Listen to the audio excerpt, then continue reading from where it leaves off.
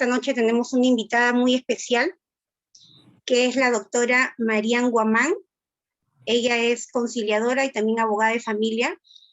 Bienvenida, Marian. Gracias, Eloísa. Muy agradecida, Madres en Lucha, por esta invitación. Sí, Marian. Para empezar este conversatorio, primero debemos saber, bueno, desearíamos que brevemente nos explique sobre la Ley 30364. Bien, desde el año 2015 y hasta la actualidad está vigente esta ley, la 30.364. Esta ley derogó a la ley 26.260. Es importante saberlo. Esta reciente ley, bueno, no tan reciente porque es del 2015, fue creada para brindar mayor protección a los integrantes de la familia, extendiendo su ámbito de protección a las mujeres fuera de una relación íntima. Además, reconoce la violencia económica o patrimonial, conservando los otros tipos de violencia como la física, psicológica y sexual. Por otro lado, quiero señalar que la Constitución Política del Perú reconoce como pilares importantes de nuestra sociedad a la familia y al matrimonio, con énfasis en los niños, niñas, adolescentes, la madre y el adulto mayor. Estos en situación de abandono, como lo establece el artículo 4. La ley recoge estos principios. Ok. Marian, y ¿podemos decir que la violencia en el ámbito familiar o es correcto hablar sobre la violencia doméstica? A ver, esta ley, la 30.364, define literalmente como violencia familiar todo comportamiento que produzca muerte, daño o sufrimiento en cualquier modalidad, ya sea física, sexual o psicológica a un integrante de la familia. Asimismo, agrega que puede ocurrir en una relación de responsabilidad, confianza o poder entre víctima y victimario. Por ejemplo, la relación de poder entre padre, madre e hijo. También es importante resaltar la protección a los niños, niñas y adolescentes, adultos mayores y personas con discapacidad. Así lo establece el artículo 6 de esta ley. En nuestra doctrina peruana, Eloísa, la violencia doméstica ha sido concebida como todo tipo de conducta abusiva de poder, que obstaculice o niegue un desarrollo personal normal y completo de la persona. Esta persona pues no tiene que estar sometida a violencia física, psicológica, sexual, abuso, abandono o negligencia. Por lo tanto, es correcto hablar y utilizar ambos términos, violencia familiar o violencia doméstica. Ok. Bueno, yendo a la ley en sí, ¿no? Es la norma promovida por el Estado peruano, ¿no? Con el fin de prevenir, como dice, erradicar y sancionar toda forma de violencia contra las mujeres con su condición de tales y también a los integrantes del grupo familiar, ¿no? Especialmente cuando se encuentran en situación de vulnerabilidad por edad o situación física, ¿no? Como has detallado de las clases de violencia que existen. Entonces, ¿la violencia de género es igual a la violencia doméstica? A ver, puntualmente, en el primer supuesto sobre violencia de género, en este tipo de violencia se protege la integridad física y la salud de la mujer. Y en el segundo supuesto, la violencia doméstica, se protege el derecho del grupo familiar, ¿no?, en su integridad física, psíquica y salud, así como la paz o el bienestar familiar, puntualmente. Ok. A veces algunas personas, ¿no?, instrumentalizan la ley, muchos abogados, ¿no?, para sus beneficios e intereses. ¿Ocurre esto con la ley 30364? Lamentablemente vemos en la práctica que existen problemas que no guardan relación con los fines que persigue la ley 30.364, que es una ley muy buena, porque persigue, como acabas de señalar, la seguridad en la garantía de los derechos a la vida, a la libertad de la mujer y los integrantes del grupo familiar. Pero, por ejemplo, ¿no?, ¿A qué me refiero cuando existen hechos o problemas que no guardan relación con esta ley? Por ejemplo, los conflictos por la propiedad entre familiares, entre cónyuges, entre hermanos, ¿no? No tiene por qué entrar en este tipo de amparo a la ley. La tenencia de los hijos, por ejemplo, los conflictos entre los vecinos, entre otros similares, ¿no? Las que finalmente estos trámites irregulares que a toda costa quieren encajar en esta ley, lo único que hacen es opacan el trámite de las investigaciones que merecen mayor atención, ¿no? Desviando la atención de la policía, de jueces y fiscales en los casos realmente más graves, ¿no? En los casos donde existen víctimas en condición de vulnerabilidad, inclusive existen futuras víctimas de feminicidio. Estas personas merecen, ¿no? Realmente una investigación inmediata, una respuesta inmediata por parte, ¿no? del sistema de protección y el sistema de justicia. Además, este tipo de denuncias que no encajan en esa ley, lo único que hacen es perjudicar la correcta administración de justicia, ¿no? Facilitando que exista pues la impunidad en los verdaderos agresores o agresoras, porque la violencia no tiene género. Asimismo, al final, lo que hace el fiscal es investigar y llega a la conclusión de que este caso no tiene ni pies ni cabeza y archivan el proceso, ¿no? Hay una disposición para archivar el caso. Quiero señalar puntualmente, y lo voy a leer rapidito, incluso nuestros juzgados ya se han pronunciado, considerando que no toda discusión en una relación de pareja constituye violencia. Los desacuerdos conyugales son parte de la dinámica familiar, y aunque ocurren en el contexto familiar, sin embargo, mientras no se evidencie la voluntad de causar daño al otro o relaciones asimétricas de poder, solo constituirá un conflicto familiar. Eso lo dice la casación número 246-2015 Cusco. Asimismo, de manera similar, se ha sostenido que los conflictos que existen sobre la propiedad entre familiares no se debe confundir con violencia familiar, puesto que el primero va a generar un cuadro de tensión y angustia, mientras en el segundo surge amenaza entre las relaciones familiares. Esto también está en la casación número 115-2016 San Martín. Finalmente, se ha enfatizado que está prohibido utilizar tutela cautelar en el proceso especial cuando los hechos no guardan relación directa con un acto de violencia. Eso está establecido en el expediente 9448-2017.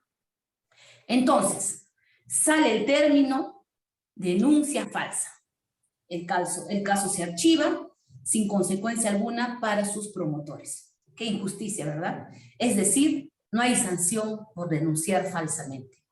Como vemos, la ley no tiene candados y por ello es que las denuncias falsas nunca son sancionadas. Este es un ejemplo de instrumentalización de la ley, de un ejercicio abusivo del derecho y de una conducta irregular de los operadores de justicia. En este caso, los colegas abogados. Así es. María, como tú has mencionado, lamentablemente muchos abogados instrumentalizan esta ley, ¿no? Lamentablemente para poner falsas denuncias, ¿no? Y lamentablemente los perjudicados en estos casos son los hijos, ¿no? Porque, como indicaste, la violencia no tiene género. Y lamentablemente a veces estas denuncias, en vez de ayudar al vínculo filial, paternal o maternal, lo que hacen es desvincularnos, ¿no? Como padres, como madres, por el rol que es tan importante en la vida de los hijos, y desvirtúan muchas veces la ley a favor para que, ¿no? Consecuentemente esto les dé la tenencia compartida, bueno, la tenencia a un padre, y les limita al otro padre, sea mamá o sea papá. Entonces, lamentablemente no hay sanción, no hay candados, como tú dices. ¿Qué crees tú o sugieres que podría ser para que esto no pase, ¿no? Porque en realidad, lamentablemente esto perjudica al niño y cómo podríamos hacer las personas que de cierta forma hemos sido en algún momento denunciados, ¿no? Falsamente. a través de esta ley? Bueno, esto pasa por una conducta humana, primeramente, ¿no? La ley regula conductas humanas.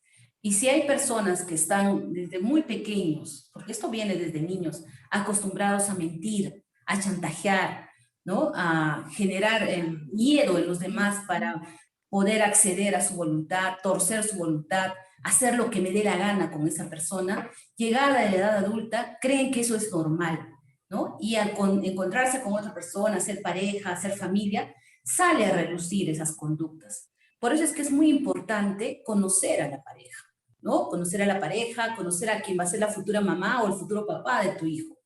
Es importante llevar una preparación, ¿no? Para el matrimonio, para la convivencia, conocerse bien. Y si existen este tipo de patrones, pues acudir a un especialista. Porque como bien lo dices, ¿no? Siempre hay alguien que va a salir afectado. En la parte más débil se rompe la soga.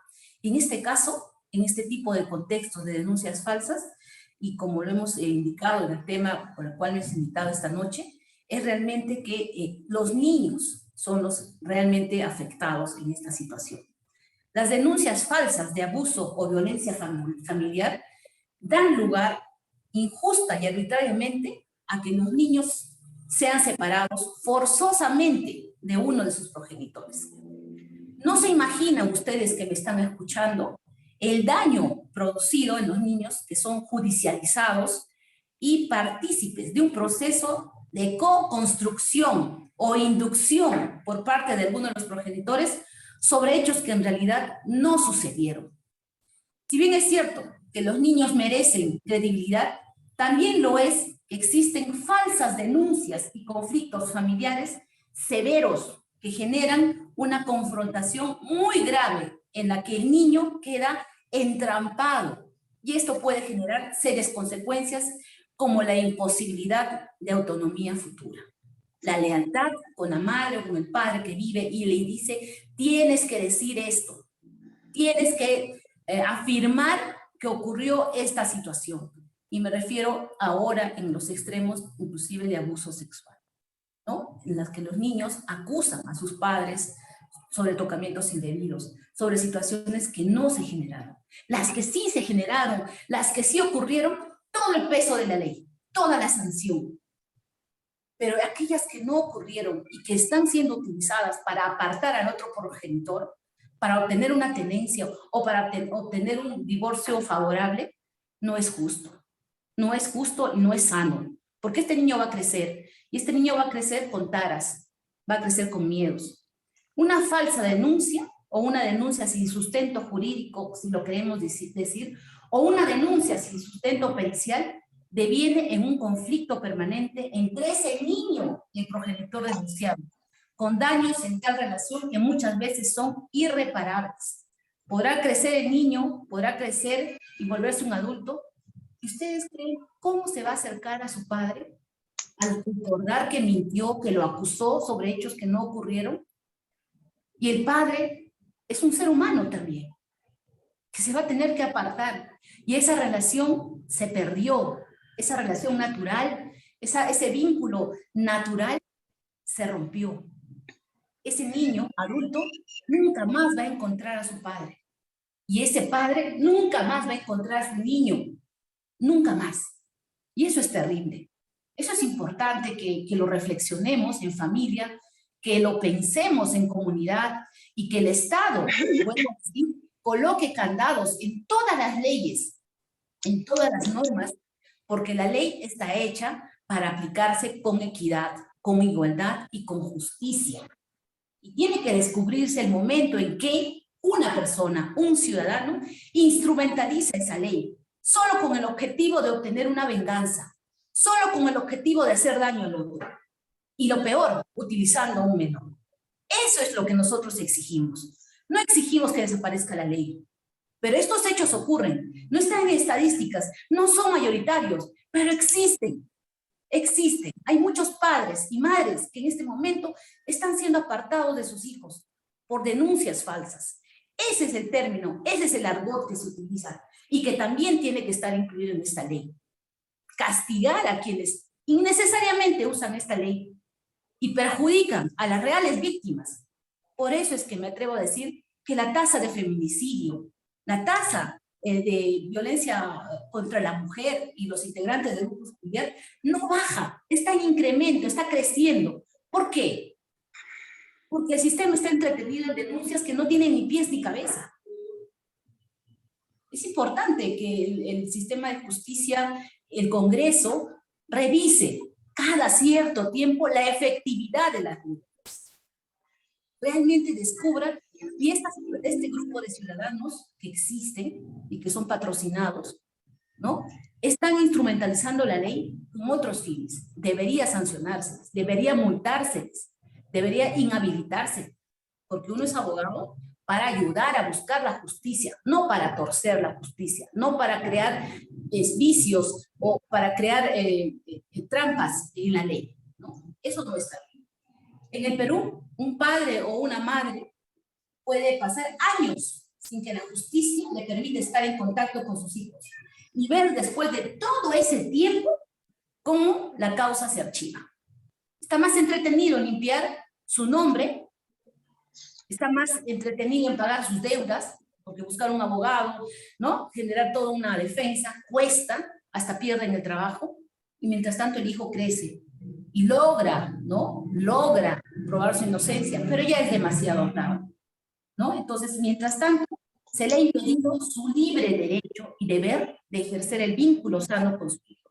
Y al hijo se le ha prohibido su libre y sano derecho de contacto con el padre.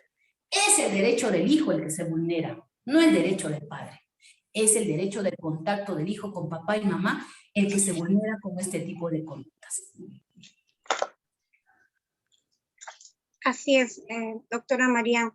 Y en realidad para los padres, ¿no?, madres que viven lamentablemente estas denuncias falsas, el desgaste emocional y, como indica, económico es invaluable, ¿no? O sea, la verdad es que en muchos casos hasta padres y madres se han suicidado porque no aguantan más, no solamente el gastar dinero, sino la parte emocional, porque quitarnos un hijo, una hija, realmente es muy cruel y muy duro para muchos papás y muchas mamás, ¿no? Y lamentablemente los operadores de justicia no prevalecen el bienestar superior del niño muchas veces, ¿no? Y bueno, esta ley debe garantizar a las mujeres y al grupo familiar, tanto varones como mujeres, una vida libre de violencia, ¿no?, asegurando el ejercicio pleno de sus derechos, porque si hablamos de derechos, tenemos que también hablar de igualdad y de equidad, porque tanto un hombre como una mujer tienen los mismos derechos. Es como si comparamos un niño con una niña, ¿no?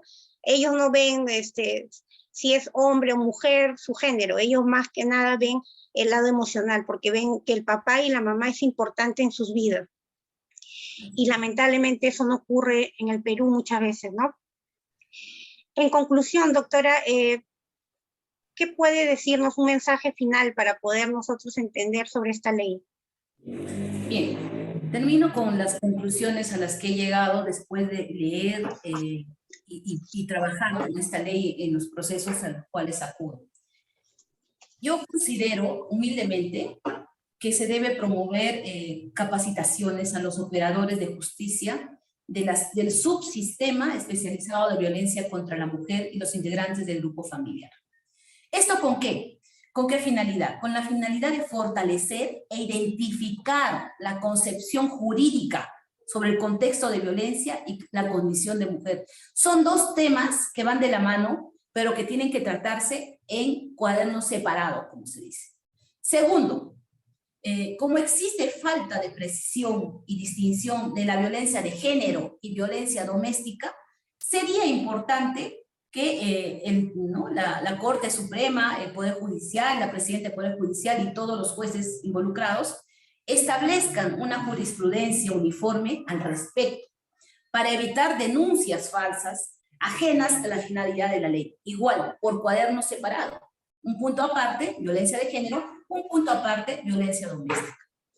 Asimismo, y por último en las conclusiones, mejorar la redacción del tipo penal regulado en el artículo 122b del Código Penal, separando nuevamente violencia de género y violencia familiar o doméstica en párrafos distintos, con la finalidad de facilitar la imputación del delito y el castigo, y así estaríamos cumpliendo con el tema de prevención y sanción. Finalmente, dejo este mensaje a padres y madres que me están escuchando. Por favor, es hora de tomar conciencia sobre la violencia familiar, porque el pronóstico es negativo. Cada hijo maltratado psicológicamente en su infancia será un adulto que al menos lastimará a 20 personas en su vida. No podrá tener una relación sana de pareja. Tendrá problemas en su trabajo. Es una epidemia. No hay que alentar a alguien a separar al hijo de su papá o de su mamá. Las personas se creen falsamente que ganan el juicio quedándose con él. No es así. ¿Sabes quién gana? Gana tu egoísmo y pierde tu hijo y tus derechos. Gracias, Eloisa. Muchas gracias, doctora. Así es como usted dice, el que gana y el más beneficiario en todos estos casos de familia son los niños, ¿no? Nuestros hijos. Y eso debe primar siempre. Como siempre, agradezco, doctora Marián, por permitirnos siempre conocer, ¿no?, todos estos casos a través de usted, ¿no? Esperamos que la próxima también podamos tratar un tema importante. Y muchas gracias, de verdad, por estar con nosotros en Madres en Lucha. Gracias a ustedes, y continúa así, Eloisa, siendo la fortaleza de muchas madres, abuelas, tías y también de padres que necesitan estos espacios para sentirse protegidos en comunidad y para sentirse oídos. Es importante trabajar la solidaridad entre hombres y mujeres. Muchas gracias. Así es, doctora. Sobre todo, si hablamos de violencia, debemos de hablar de equidad, ¿no? Y eso es lo más importante. Gracias una vez más. Buenas noches. Buenas noches.